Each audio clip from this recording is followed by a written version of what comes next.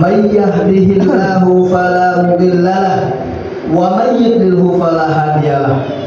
Asyhadu an la ilaha illallah wa anna Muhammadan abduhu wa rasuluhu la nabiyya wa la rasula ba'dah, amma ba'd. Ya ayyuhalladzina amanu ittaqullaha haqqa tuqatih wa la tamutunna illa wa antum muslimun. Ya ayyuhan nasu ittaqu rabbakum alladzi khalaqakum min nafsin wahidah wa khalaqa minha zawjaha wa batha minhuma rijalan katsiran wa nisaa'a wattaqullaha alladzi tasaaluna bihi wal arham innallaha kana 'alaikum raqiba. Ya ayyuhalladzina amanu taqullaha wa qulu qawlan shadida yuslih lakum a'malakum wa yaghfir lakum dhunubakum wa may yuti'illaha wa rasulahu faqad faza fawzan 'azima.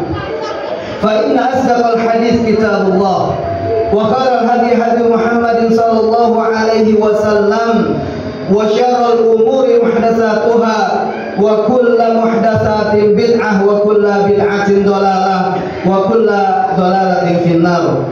A'udzu billahi minasyaitonir rajim. Bismillahirrahmanirrahim.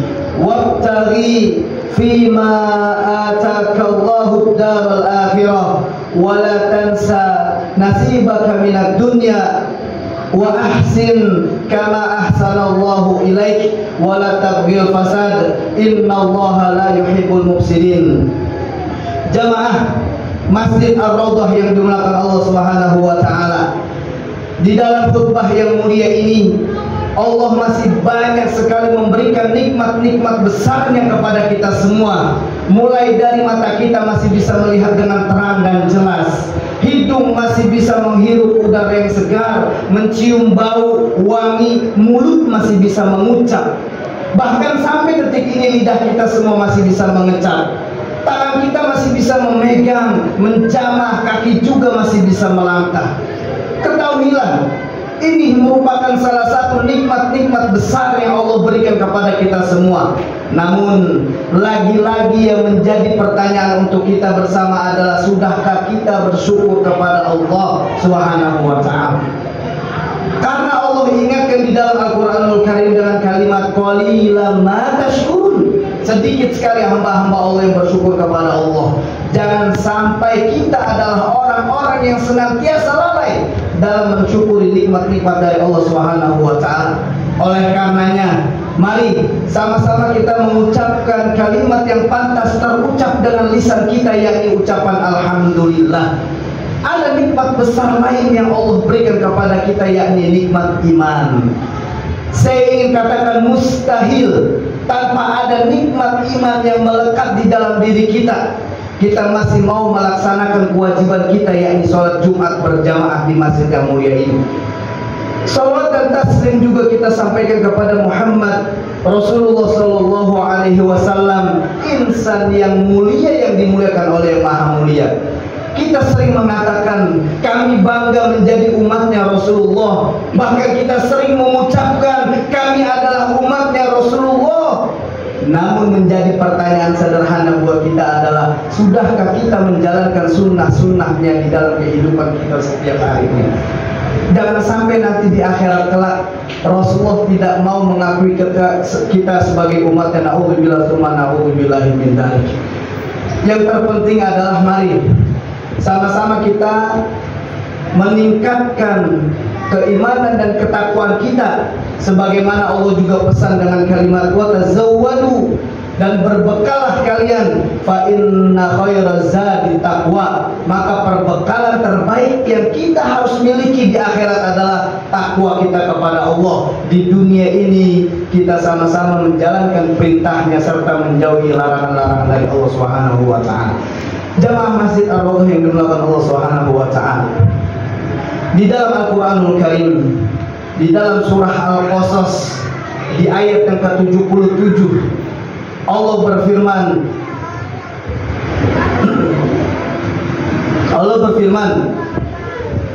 kejarlah kebahagiaan akhiratmu dan jangan kamu lupakan dunia.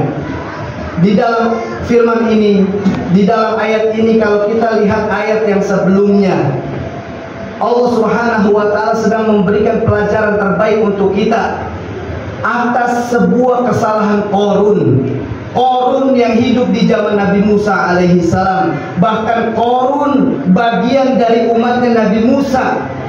Di ayat yang ke-76-nya Allah Subhanahu wa Ta'ala berfirman, "Inna Qarun kana min qaumi Musa." Sampai akhirnya kita ada di ayat yang ke-77. Allah ingin ajarkan kita. Kita lihat bagaimana pelajaran Qarun yang dulunya adalah seorang yang miskin. Bagaimana Qarun yang dia adalah bagian dari sepupunya Nabi Musa alaihi salam. Qarun yang tadinya dia tidak punya apa-apa, sampai dia merengek kepada Nabi Musa alaihi salam, sampai dia minta, "Ya Musa, doakan agar saya menjadi orang kaya ya Musa." Awalnya Musa nggak mau, tapi karena Qarun mendesak Nabi Musa, kemudian Nabi Musa alaihissalam mendoakan Qarun menjadi seorang kaya. Subhanallah, Allah kabulkan doanya Nabi Musa, kemudian Qarun menjadi orang kaya. Tapi lihat di ayat yang ke-76-nya, Qarun menjadi orang yang zalim. Qarun tadinya orang soleh, Qarun tadinya orang yang mau berbuat baik, Qarun tadinya orang yang senantiasa bermuamalah dengan Nabi Musa alaihissalam. Bahkan Qarun adalah orang yang sama-sama mengemban dakwah bersama Nabi Musa alaihissalam. Tapi pada saat Qarun menjadi orang kaya, dia kemudian menjadi orang yang zalim. Dia lupa dengan Nabi Musa, dia lupa dengan dakwah bersama Nabi Musa, bahkan dia lupa dengan umatnya yang lain bersama Nabi Musa alaihissalam. Kemudian disinilah Allah ingatkan dengan kalimat, "Wabtaghi fima atakallahu darul akhirah."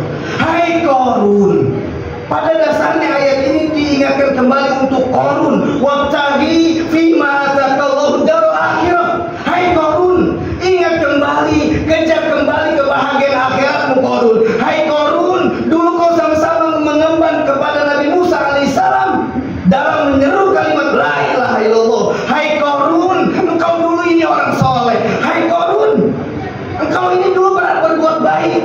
Maka kejarlah kebahagiaan akhiratmu Qarun. Sebenarnya ini ayat untuk Qarun yang dia lupa, yang dia lalai, bahkan dia mampu berbuat zalim kepada rakyatnya. Tapi ayat ini juga mengingatkan kepada kita semua. Pada saat kita menjalankan kehidupan ini, terkadang kita sudah pada puncak kejayaan kita. Lagi-lagi ingatlah Qarun. Jangan sampai kita menjadi orang yang zalim. Ingatlah Qarun pada saat kita sudah ada di puncak kejayaan kita. Jangan sampai kita lupa untuk mengejar kebahagiaan akhirat kita. Makanya Allah tekankan dengan kalimat, "Wabtaghi fima atakallahu darul akhirah wala tansa nasibaka minad dunya." Dan jangan kamu lupakan kehidupan kamu di dunia ini. Artinya adalah kita sedang hidup di alam dunia ini. Tapi ada sebuah penekanan yang kita harus lakukan. Pertama, banyak orang-orang kita ketika menjalani sebuah kehidupan ini berbalik dari konsep yang sudah ditulis di dalam Al-Quranul Karim. Bagaimana bisa berbalik? Contoh, di dalam banyak firman-firman Allah Subhanahu wa Ta'ala, Allah banyak menyerukan kepada kita, kalau untuk urusan akhirat kita diajak untuk berlari. Kalau untuk urusan akhirat kita diajak untuk mengejar. Bahkan kalau untuk urusan akhirat kita diajak untuk bersegera. Sebagaimana di surah Az-Zariyat ayat 50, "Fafirru ilallah." Maka segeralah kamu mentaati Allah. Fastabiqul khairat. Berlomba-lombalah kamu dalam melaksanakan kebaikan. bersegeralah kamu menuju ampunan Allah. Untuk akhirat kita seharusnya diajak oleh Allah Subhanahu wa Ta'ala untuk berlari. Untuk urusan akhirat kita diajak untuk berlomba-lomba menuju akhirat ya Allah Subhanahu wa Ta'ala. Tapi di firman lainnya Allah Subhanahu wa Ta'ala juga sampaikan di surah Al-Mulk ayat 15, untuk urusan dunia Allah berfirman, "Huwallazi ja'ala lakumul ardha dzalula famshu fi manakibiha." Bahkan tatkala Allah menggambarkan bagaimana kehidupan dunia yang kita sedang jalani, Allah justru menyuruh kita untuk famshu fi manakibiha, maka berjalanlah, maka jelajahilah. Artinya kita memang gak usah dalam berlomba-lomba atau mengejar atau berlari. Sehingga ini yang menjadi sebuah alasan untuk kaum muslimin kebanyakan di saat ini, mereka merasa lelah menjalani hidup ini. Berapa banyak kita temukan kasus-kasus kaum muslimin yang mereka dengan lupa dirinya kemudian membunuh diri, menggantung diri. Karena apa? Karena mengatakan, saya sudah lelah menjalani hidup ini, saya sudah capek untuk senantiasa berada di dunia ini. Maka mereka lebih memilih mengambil jalan yang cepat. Kenapa? Karena mereka tidak menggunakan dalam konsep Al-Quranul Karim. Tatkala urusan dunia kita diajak untuk berjalan, namun untuk akhirat kita diajak untuk berlari, untuk menyegerakan, untuk senantiasa menuju ridhonya Allah Subhanahu wa Ta'ala. Barakallahu li wa lakum fil Qur'anil azim.